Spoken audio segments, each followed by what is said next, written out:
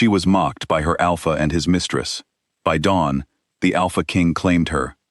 Elena Voss stood at the edge of the great hall, watching the golden light of 100 candles flicker across faces that refused to look at her. The founding feast of Moonstone Pack was supposed to be a night of celebration, a night when the pack remembered its roots and honored those who served it. Elena had served it for years, quietly, without complaint, mending broken bones and easing fevers long into the night while others slept. Yet here she stood, invisible, as she always was. At the head of the hall, Alpha Marcus Hale raised his goblet high. He was tall and broad-shouldered, with the kind of confidence that came from never once being told no. Beside him stood Camille Rourke, dressed in a gown of deep crimson silk that shimmered every time she moved. Her dark hair was pinned with jewels, and her smile was sharp as a blade. "Tonight," Marcus announced, his voice carrying easily across the hall, "I want to make something clear to my pack." He paused, letting the silence stretch, enjoying the attention. "There has long been talk of an old betrothal between myself and Elena Voss. I want to put that rumor to rest once and for all." Elena's chest tightened. She had known this arrangement, made between her late father and Marcus's father years ago, meant little to him, but she had not expected him to end it here, in front of everyone, as though her feelings did not matter at all. "I will never claim her," Marcus continued. "She is not fit to stand beside an alpha. She has no title, no strength, nothing to offer beyond herbs and bandages." He turned to Camille and took her hand.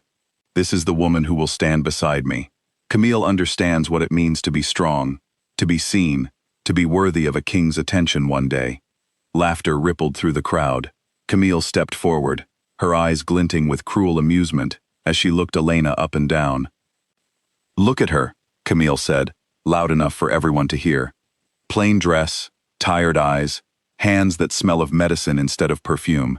Did you really think an alpha would ever want someone so ordinary?" More laughter followed. Elena felt her face grow hot, but she did not cry. She had learned long ago that tears only fed cruelty, and she refused to give this room the satisfaction.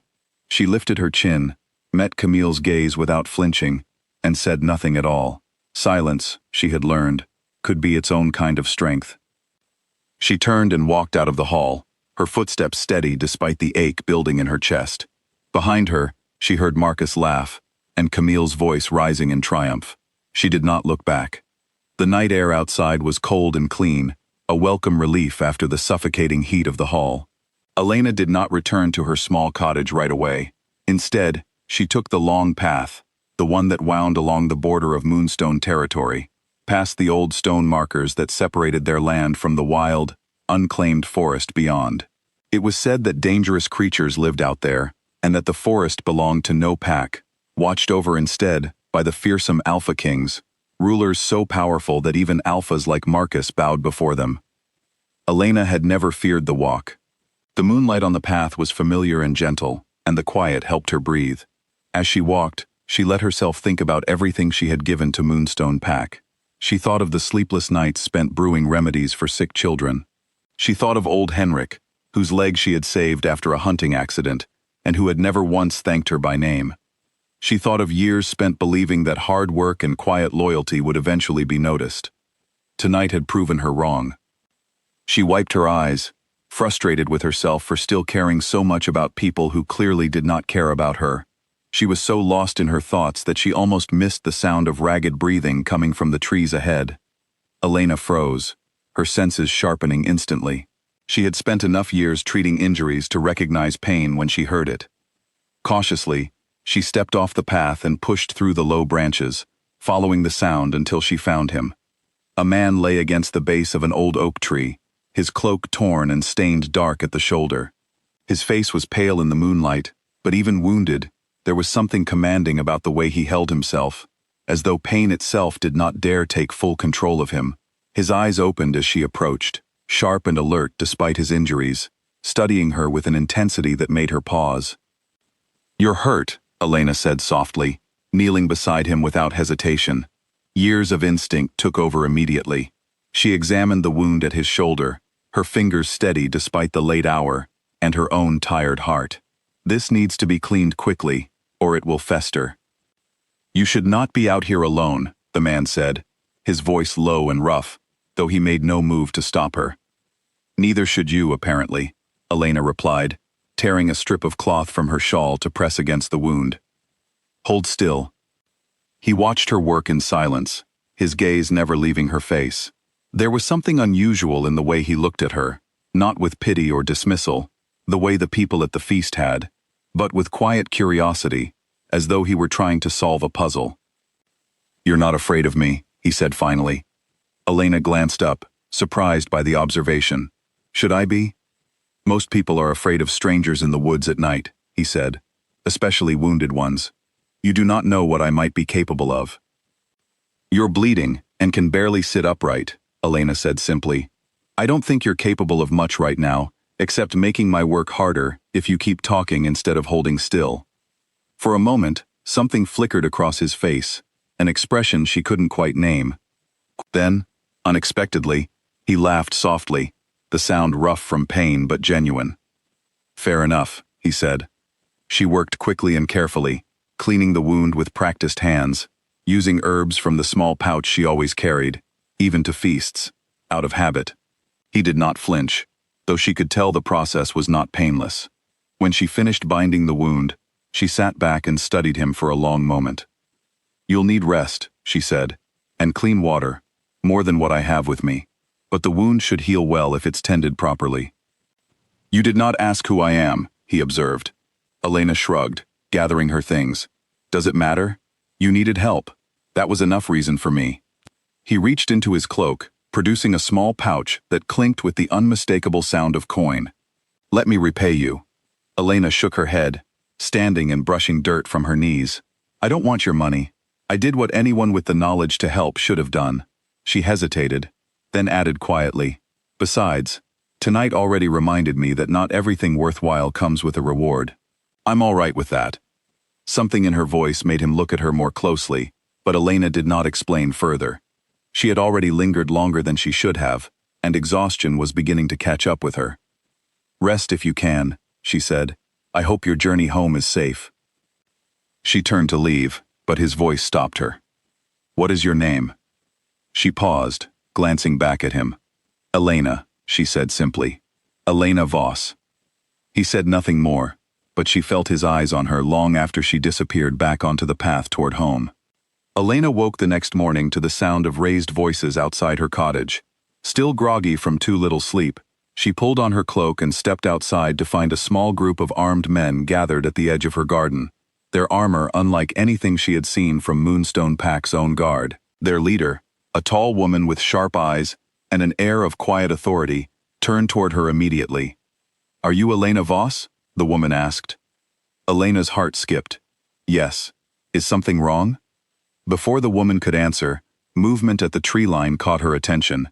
The man from the previous night stepped into view, his shoulder now properly bandaged beneath a fresh cloak, his posture straighter, stronger than it had been hours before.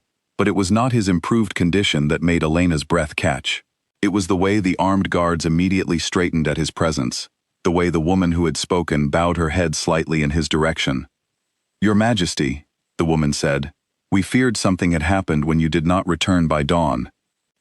Elena's mind raced, pulling together pieces she had not thought to question the night before. His unshaken composure, his quiet authority, his refusal to explain who he was. You're, Elena started, her voice barely above a whisper. Alarion, he said simply, closing the distance between them.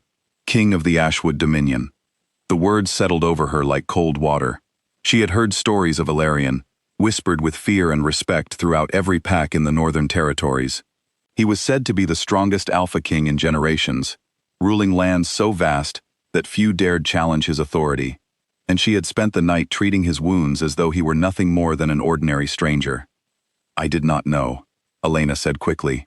If I had known, You would have what? Alarion interrupted gently. Treated me differently? Been afraid? He shook his head. You helped me because it was right, not because of who I was. That is rare, Elena Voss. Rarer than you seem to understand. Before she could respond, the sound of approaching footsteps drew everyone's attention. Marcus and several members of Moonstone Pack arrived, likely alerted by the presence of unfamiliar guards near Pack territory. Marcus's confident stride faltered the moment he recognized the royal insignia on the guard's armor, and his face paled as understanding dawned. "Your Majesty," Marcus said, bowing hastily, "we were not informed of your presence in our territory. Please, allow us to—" "I require nothing from Moonstone Pack," Alarion said, his voice carrying an authority that silenced Marcus immediately. "Except perhaps an explanation for how a woman of such skill and character came to be treated so poorly by her own people." Marcus's eyes flickered toward Elena, confusion evident on his face. Behind him, Camille had arrived as well, her earlier confidence noticeably absent as she took in the scene before her. "I witnessed the feast last night," Alarion continued, though Elena had not told him anything about it. Perhaps his guards had heard whispers on their search through the territory, or perhaps he simply understood enough from Elena's own quiet dignity the night before. "I understand humiliation was placed upon her publicly, for daring to exist without wealth or title to her name." The color drained further from Marcus's face. Camille opened her mouth as though to speak, then closed it again, clearly uncertain how to defend herself before a king. Alarion turned back to Elena, his expression softening slightly. "Last night, my wolf recognized something in you the moment you touched me. A bond, rare and undeniable. I do not offer this claim lightly, nor do I offer it because you owe me anything for your kindness. I offer it because I believe you are exactly the kind of person deserving of respect, safety, and a place where your worth is finally seen." Elena's heart pounded. "What are you saying?" "I am saying that I wish to claim you as my mate," Alarion said clearly, his words carrying across the small crowd that had gathered. "Not because tradition demands it, and not because of the bond alone, but because in the short time I have known you, I have seen more strength and grace than I have witnessed in years ruling my dominion." He paused. "The choice remains yours, Elena. I will not force a bond you do not wish to accept." Silence fell over the gathering. Elena felt every eye upon her, but for the first time in longer than she could remember, the attention did not feel like judgment. It felt like possibility. She thought of the years spent proving her worth to people who never truly saw her. She thought of Marcus's dismissal, Camille's cruelty, and the quiet ache of being overlooked again and again. Then she thought of the calm, steady way Alarion had looked at her the night before, not with pity, but with genuine respect. "Yes," Elena said softly, then more firmly, "Yes, I accept." A murmur ran through the crowd. Marcus looked as though he wished to protest, but one glance at the armed guards surrounding Alarion silenced any words before they could form. Camille's earlier triumph had crumbled entirely, replaced now with the dawning realization that the woman she had mocked so cruelly now stood above her in every way that mattered. Alarion extended his hand toward Elena, and she took it without hesitation. As the morning sun rose fully over Moonstone territory, Elena walked away from the pack that had never truly valued her, her hand held gently in Alarion's. The same road that had carried her home in shame the night before now carried her toward an entirely different future. One built not on the approval of those who never deserved her loyalty, but on genuine recognition of who she truly was. Behind her, Marcus and Camille stood in stunned silence, watching as the woman they had dismissed as unworthy walked confidently toward a life neither of them could have imagined for her. Elena did not look back. She had spent too many years looking backward, waiting for people who would never change to finally see her value. Now, for the first time, she looked only forward, toward a future finally built on respect she had always deserved.